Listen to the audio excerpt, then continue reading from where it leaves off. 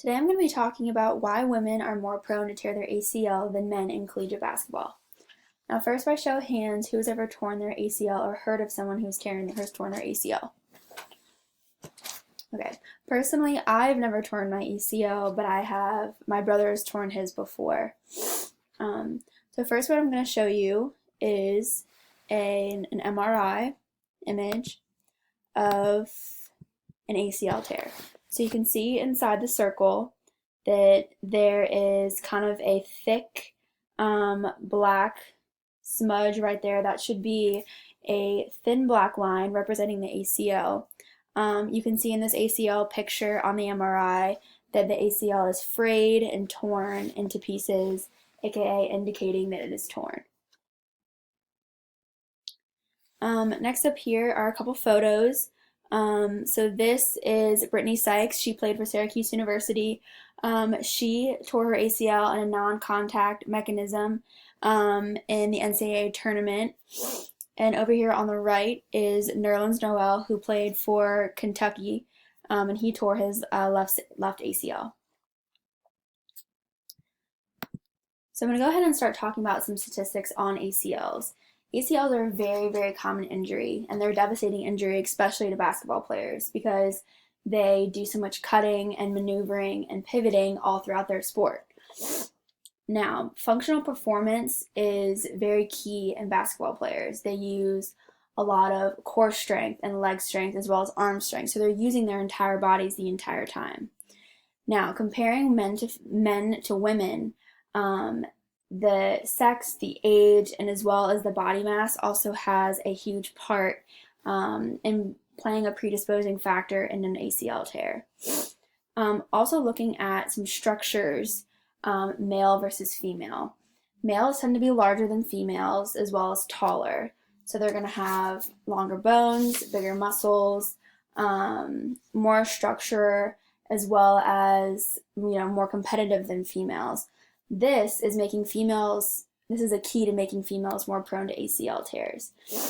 In fact, currently about 70% of ACL injuries in females occur as a non-contact mechanism, meaning that usually the jumping, the cutting, and the pivoting mechanism is going to be the reason of their injury.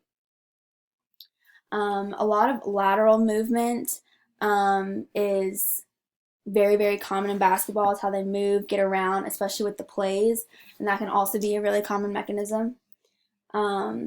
Things such as like in females versus males that make us so much more prone to tearing our ACLs is that we have more laxity in our joints due to the hormones and things that are in our bodies that make us females. So we are childbearers, as well as we have menstrual periods regularly, and that is going to throw off our hormone imbalance and also make what our ACLs are made out of that much more flexible. So women have estrogen and progesterone in them naturally, which is what I was talking about, and that's going to compare, like their levels are going to be different than males, which males have testosterone and women have estrogen. So what this does is basically it allows females to be kind of like who we are, and it makes us unique. So as far as structurally wise goes, so for our kinetic chain, so starting from the ankle to the knee up to the hip, that's going to really be more of what a basketball player is using. More of the shooting is going to be more upper body, and it's going to be core strength throughout. Now, females versus males, females have, our cores are not as tight, and especially with males are a lot more competitive, and that's why females have so many more non-contact injuries than males do, especially with the ACLs. We also want to look at that external loading of the knee, especially in ACL injuries. Females and males put around the same amount of load on their joints and bones and things like that, especially when playing basketball. But because of the female size, our ACLs tend to be that much smaller, causing an injury or a tear to be more susceptible for us.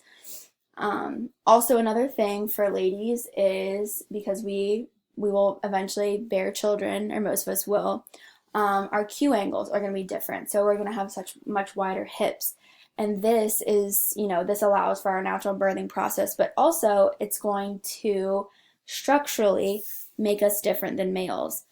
As far as neuromuscular differences go, the men are usually bigger, so their muscles tend to be bigger, stronger, and that kind of thing. They lift more than females do, which is naturally. And that's why with the females you see much more non-contact than in males because of the size and the competitiveness that they have. One thing we also want to look at in females also is just the observation part. Look at height, look at size. Another thing specific for basketball is going to be what position do they play. A guard is going to do a lot more movement than a post player who's going to be underneath the basket, who's more standing. They're going to be doing more jumping than a guard will. So you have to kind of look at those factors as well as size and things like that, which also take into consideration. Things that we want to do with our players and with our athletes, which is the most important, especially in ACL prevention, is going to be to get them into a program. And that comes with in-season, off-season, working with them around the clock all the time, making sure that they are as strong as they can be, which is going to help prevent that ACL from injuring. Also for ladies, plyometrics as well as strength training is really going to be important. Because we don't have, especially with males, they really use their size to a benefit, as where, females, we could tend to be, smaller and quicker, but we also have to use our dynamics and stuff like that as a strength. And as far as anything else concerned with the male versus female, our bodies are different. The sport that we play with the men is the same, but it's basically how we're structured is the main focus and the main reason why that we're so much more prone. And I think that's really important in, predisposing factors, not only ACL injuries, but other knee injuries as well, just because they are so common. So basically, the females are going to take the rap on this one for the ACL injuries, but we again see ACLs in basketball commonly all the time. They're seen everywhere. They happen a lot, and the most that we can do is prevent that as much as we can. And as far as treatment and that kind of stuff goes, get them on a rehab program, get them referred, X-rays, MRIs, see what's really going on, and then really customize and personalize your program to your specific athlete.